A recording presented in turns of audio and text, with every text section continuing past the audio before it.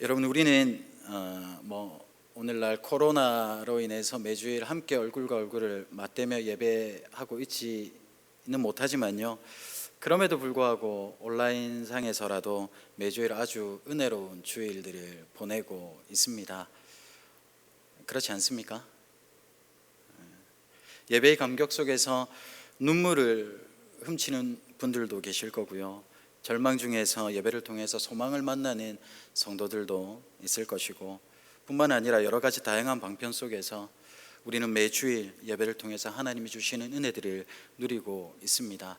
그런데 여러분, 만약 지금 제가 여러분들에게 종이를 한 장씩 나누어 드리면서 지난주일 예배 속에서, 그리고 오늘 오전에 드렸던 예배 속에서 각자 받은 은혜와 감동을 적어보게 한다면 어떤 결과들이 나올까요? 아마 그 글들을 하나하나 읽어보면 한 사람 한 사람, 모든 사람들이 글 속에 글자 한자 틀리지 않는 한결같은 내용들을 발견하지는 못할 겁니다. 쉽게 말하면 한 사람 한 사람 적은 그 고백들이 모두 다 틀릴 겁니다. 이유는요, 각자의 개성과 인격 그리고 지적인 수준들이 판에 박힌 듯이 똑같지가 않기 때문입니다. 그런데 한 가지 공통점은요, 각자가 무슨 내용을 기록했듯이 분명한 것 하나는 그것이 주일 예배에 대한 진실을 담고 있다는 사실입니다. 그래서 예배에 참석하지 않는 사람이 만약 한 사람의 글보다는 내용이 각각 다른 사람들의 글을 함께 읽어 봄으로써 그 예배가 얼마나 감동적이었는지, 성령께서 그 예배를 얼마나 깊이 역사하셨는지를 보다 정확하고 또 입체적으로 알 수 있게 될 겁니다. 여러분, 이렇게 시작을 하는 이유는요, 바로 이것이 하나님께서 우리에게 복음서를 주신 이유입니다. 복음서는 여러분 알고 계신 것처럼 네 권의 책입니다. 그래서 사복음서라고도 합니다. 이 사복음서를 조금씩 그 모양과 내용이 다르게 이루어져 있습니다. 동일한 성령께서 역사하셨음에도 불구하고 복음서를 기록한 사람들이 같지 않기 때문입니다. 하지만 우리는 이렇게 다른 네 개의 복음서로 인해서 오히려 완전한 예수님의 모습, 온전한 성령님의 역사를 바르게 이해할 수 있습니다. 각각 다른 사람에 의해서 기록된 사복음서의 내용이 여러분 만약 글자 한자 틀리지 않는다고 한다면요, 네 개의 복음서가 존재할 이유는 없어지는 거겠죠. 어쩌면 그것은 성령님의 역사가 아니라 분명 인간의 조작에 지나지 않을 것입니다. 네 개의 복음서 중에 앞에 있는 세 개의 복음서를, 즉 마태복음, 마가복음, 누가복음을 가리켜서 공관복음서라고 우리가 부르고 있습니다. 그 세 복음서가 모두 예수 그리스도의 정기라는 같은 관점에서 기록되었기 때문입니다. 이에 반해서 예수님의 삶에 대한 주관적인 해석과 해설을 담고 있는 요한복음은 공관복음서와는 구별되고 있습니다. 그래서 공관복음이 아니라 우리는 사복음서라고 부르고 있습니다. 이런 특징 중에 아마도 요한복음이 없다면 공관복음서에서 나타나는 여러 가지 의문과 질문들에 대한 답을 찾을 수 없을 겁니다.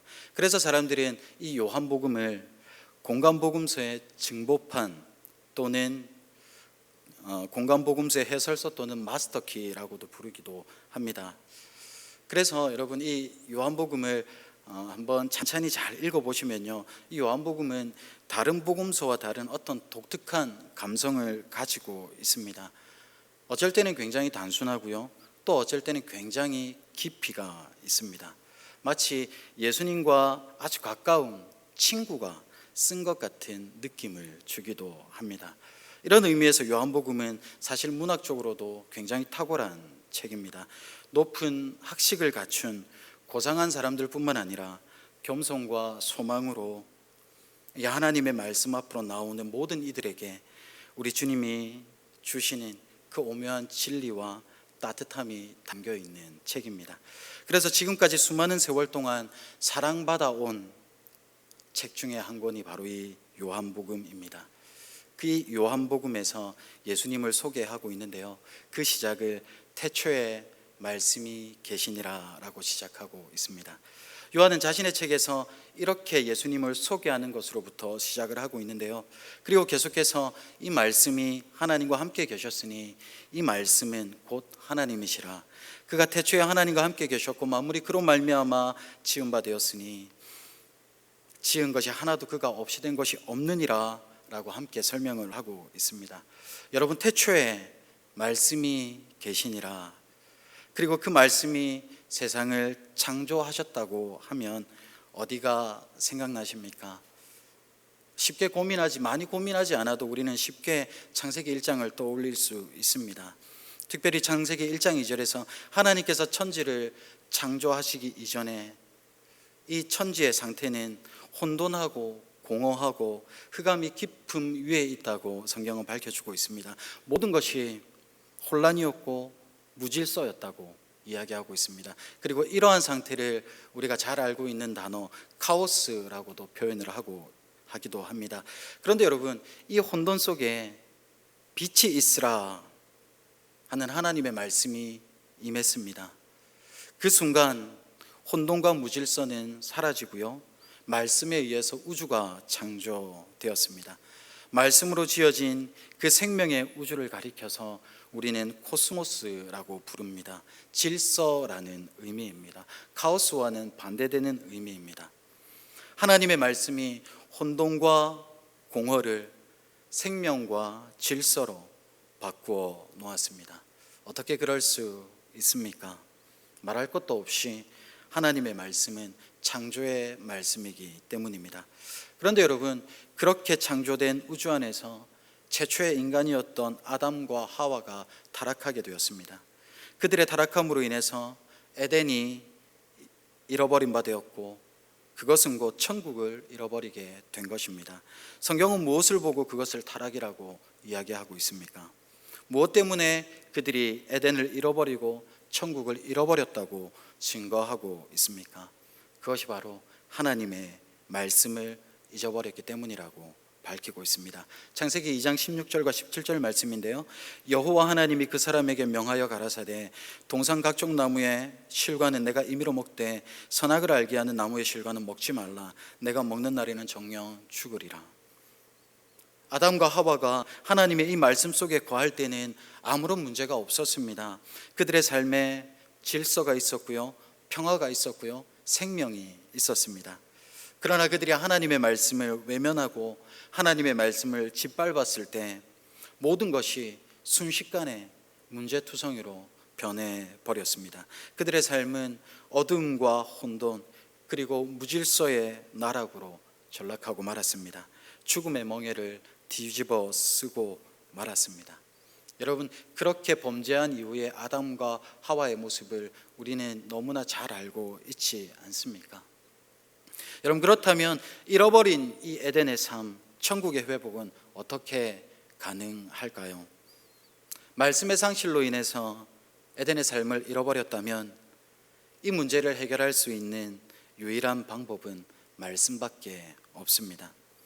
하나님의 말씀을 되찾으면, 하나님의 말씀 앞에 바로 선다면, 그리고 그 하나님의 말씀을 쫓아서 순종한다면 모든 문제는 종식되게 될 것이고 에덴은 회복될 수 있게 될 것입니다. 여러분, 이 대답을 가지고 우리 다시 한번 요한복음 1장 1절에서 3절을 한번 보십시다. 제가 읽어드리겠습니다. 태초에 말씀이 계시니라. 이 말씀이 하나님과 함께 계셨으니 이 말씀은 곧 하나님이시라.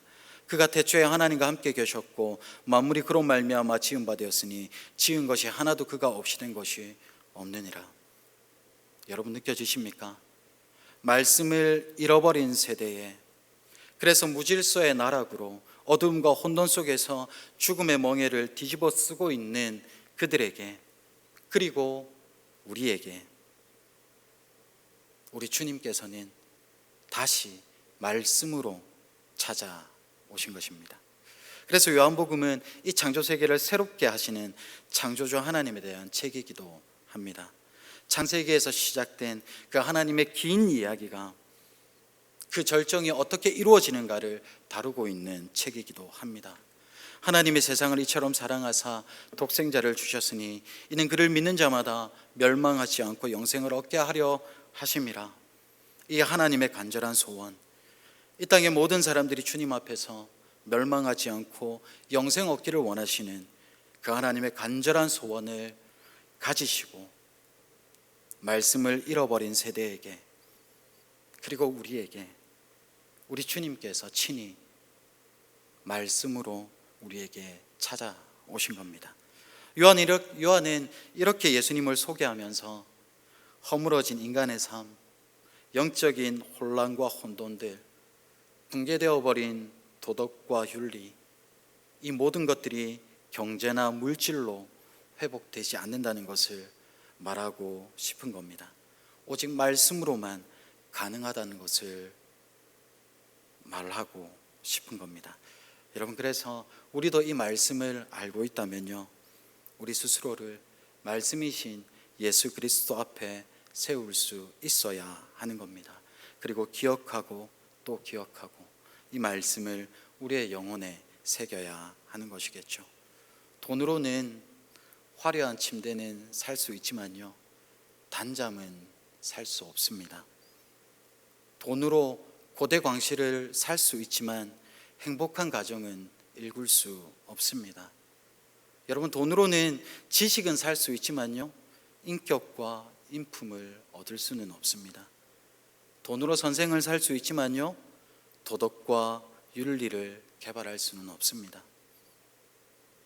또한 돈으로 자식의 순간적인 복종심은 살 수 있지만요, 자식들의 삶을 진실된 삶으로 세울 수는 없는 겁니다. 정작 중요한 것은 돈으로도 그 무엇으로도 살 수 없다는 것을 말씀드리고 싶은 겁니다. 그렇게 아무리 돈이 많고 명예가 있다 하더라도, 모든 것을 부하게 가지고 있다 하더라도 하나님의 말씀이 없는 곳에 남은 것은요, 무질서이고 카오스일 뿐입니다. 그 카오스는 물질을 의지하면 의지할수록 더욱더 증폭되기만 할 뿐이라는 것을 저와 여러분 모두가 꼭 기억했으면 좋겠습니다. 그러니 여러분, 우리도 이 진리를 꼭 붙들었으면 좋겠습니다.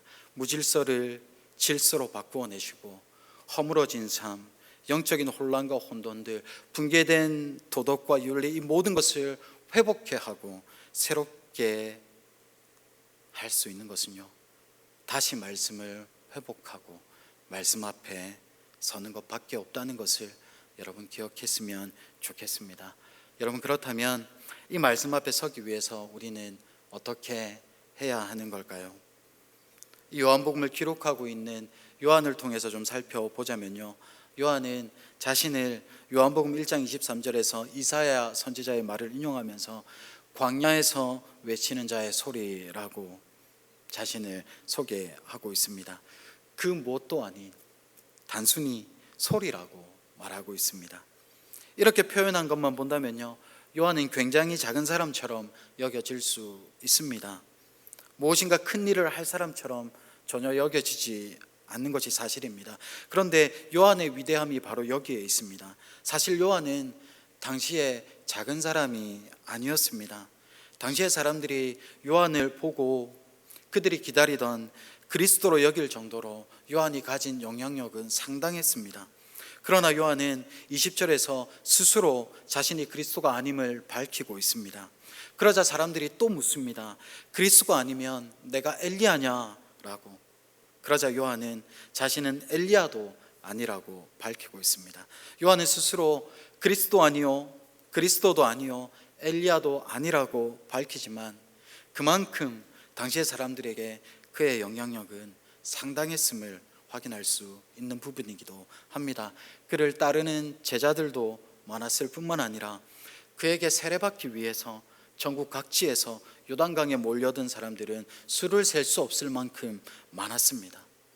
그럼에도 불구하고 자신을 광야에서 외치는 자의 소리라고 소개하고 있는 것은요, 예수님을 향한 그의 신앙 고백입니다.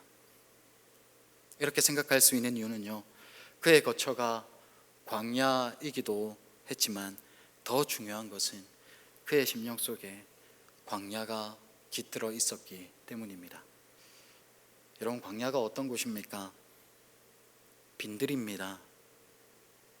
빈들은요, 아무것도 없는 곳입니다. 인간의 능력으로 물 한 잔, 쌀 한 톨도 만들 수 없는 곳임을 철저하게 통감하는 자리입니다. 그렇기 때문에 하나님만 우러러 볼 수밖에 없는 그 자리가 바로 광야입니다. 그래서 광야야말로 하나님의 음성을 듣는 자리이며 성령을 만나는 자리입니다. 그리스도를 확인하는 자리입니다. 그 자리가 바로 광야이고 빈들입니다. 이 광야를 살아가는 세례 요한은 그 삶을 통해서 특별히 하나님을 듣고 볼 수 있는 복된 귀와 눈을 가질 수 있었습니다. 재미난 사실이 하나 있습니다. 예수님께서 육신으로 이 땅에 오셨을 때요, 그리고 그의 공생의 시작에 앞서서 예수님은 요한에게 세례를 받기 위해서 요단강으로 올라오셨습니다. 그곳에 이미 수많은 사람들이 몰려 있었습니다. 그런데 그들 중 아무도 예수님을 알아보지 못했습니다. 그러나 세례 요한만은 달랐습니다. 그는 예수님을 보는 순간 이렇게 외쳤습니다. 보라, 세상 죄를 지고 가는 하나님의 어린 양이로다. 여러분, 이상하지 않습니까? 그 많은 사람들 중에 그들이 그토록 기다리고 고대하던 예수님이 그들 곁에 있었지만 예수님을 알아보는 사람은 그 누구도 없었습니다. 아무도 예수님을 알아보지 못했는데, 그러면 어떻게 세례 요한은 단번에 예수님을 알아볼 수 있었을까요? 요한복음 12장 32절과 34절 말씀을 통해서 그 이유를 밝히고 있는데요, 요한이 또 증언하여 이르되 내가 보매 성령이 비둘기같이 하늘로부터 내려와서 그의 위에 머물렀더라. 나도 그를 알지 못하였으나 나를 보내어 물로 세례를 베풀라 하신 그이가 나에게 말씀하시되 성령이 내려서 누구 위에든지 머무는 것을 보거든 그가 곧 성령으로 세례를 베푸는 이인 줄 알라 하셨기에 내가 보고 그가 하나님의 아들이심을 증언하였노라 하노라. 이 말씀을 따라서 하나님과의 관계 안에서 수많은 무리 중에 섞여 있는 주님을 볼 수 있었습니다. 그리고는 주저없이 그가 성령으로 세례를 베푸실 바로 그 주님이심을 선포한 것입니다. 하나님만을 우러러보는 그 자리, 그 광야를 살아가는 요한에게는 하나님의 말씀을 들을 수 있는 귀가 있었고 주님을 볼 수 있는 눈이 있었던 겁니다. 그래서 여러분, 하나님의 말씀 앞에 선다는 것은요, 지금 우리가 어디를 살아가고 있는지, 그리고 이곳을 어떻게 살아야 할지를 분명하게 알게 될 때 우리는 진실로 하나님의 말씀 앞에 설 수 있는 겁니다. 여러분, 지금 우리가 살아가는 곳이 어디입니까? 흔히들 광야라고 말하고 있지 않습니까? 여러분, 그러면 광야는 어떻게 살아야 하는 곳입니까? 주님과 함께 할 때만 살아낼 수 있는 곳이 광야입니다. 주님이 주시는 것을 먹고, 주님이 주시는 것을 마시고, 주님이 주시는 말씀을 듣고 따라 순종할 때 온전히 살아낼 수 있는 곳이 바로 광야입니다. 그런데 사람들은 자신의 삶을 어떻게 세워가고 있습니까? 자기가 먹고 싶은 것을 먹으려 쫓아가고 있습니다. 자기가 마시고 싶은 것을 마시기 위해서 쫓아가고 있습니다. 주님 말씀보다는 자기 생각과 세상의 가치를 따라서 자신의 삶을 세워가고 있습니다. 그 삶의 결과가 어떻습니까? 무질서이고 혼돈이고 끝을 알 수 없는 두려움 가운데 서 있는 것이 우리의 인생이지 않습니까? 그런데 광야는 어떻습니까? 내가 할 수 있는 것이 아무것도 없습니다. 주님이 먹을 걸 주셔야만 먹을 수 있습니다. 주님이 마실 걸 주셔야만 마실 수 있습니다. 주님이 말씀하셔야만 내가 무언가를 할 수 있습니다. 주님 없이는 아무것도 할 수 없는 그곳이 광야입니다. 지금 여러분이 살아가는 자리가 광야라면 여러분, 우리의 삶을 어떻게 세워가야 하는 걸까요? 주님이 주실 때 우리는 먹을 수 있습니다. 주님이 주실 때 우리는 마실 수 있습니다. 주님이 말씀하실 때 우리는 무언가를 할 수 있습니다.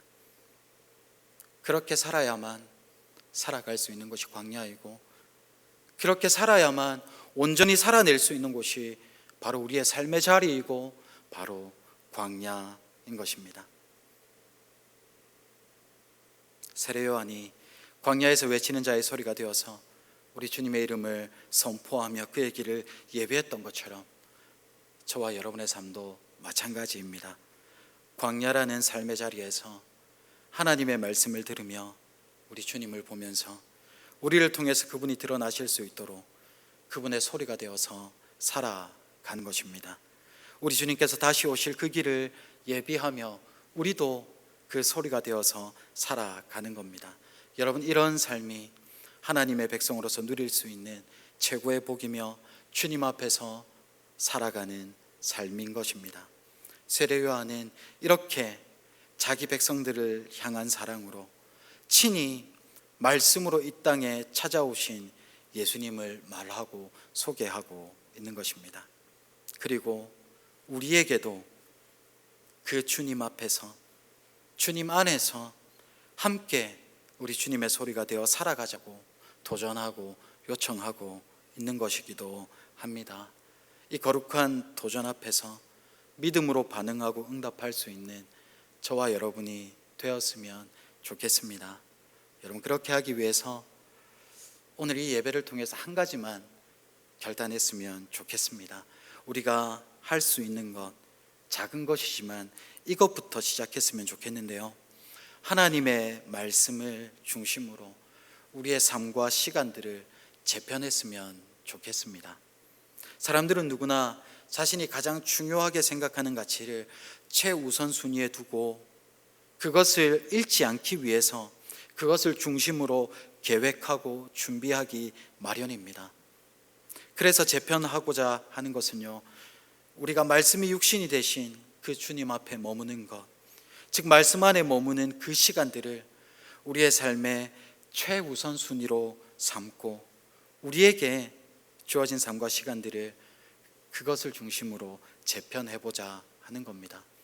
여러분, 하루의 일과 중에 여러분의 삶에서 무엇이 가장 중요합니까? 한 달에 여러분의 계획들 중에 무엇이 가장 중요합니까? 새로운 한 해를 시작하는 이 시점에서 여러분 인생에 있어서 가장 중요한 계획을 무엇으로 삼고 계십니까? 자연스럽게 우리의 삶과 시간들은요, 그것들을 중심으로 재편되기 마련인데요, 그래서 특별히 이 시간 여러분에게 드리는 도전이 있다면 우리가 하나님 앞에 머무는 것, 예수 그리스도 앞에 머무는 것, 주의 말씀 앞에 머무는 것, 그것을 가장 중요한 가치로 삼고 최우선 순위로 삼고 그것을 중심으로 우리에게 주어진 시간들을 재편하고 우리의 계획들을 재편하면서 이렇게 시작된 2021년 한 해가 온전히 주님 안에 머무는 그런 한 해로 삼았으면 좋겠습니다. 말씀이 육신이 되신 우리를 살리고 싶으셔서 친히 말씀으로 찾아오신 그 주님 앞에 머무는 시간들을 우리의 삶의 최우선순위로 삼고 그렇게 우리의 삶을 바꾸어 가자 하는 것입니다. 오전에 목사님께서 말씀하셨던 것처럼 시간이 있어서 우리가 말씀 앞에 머무는 것이 아닙니다.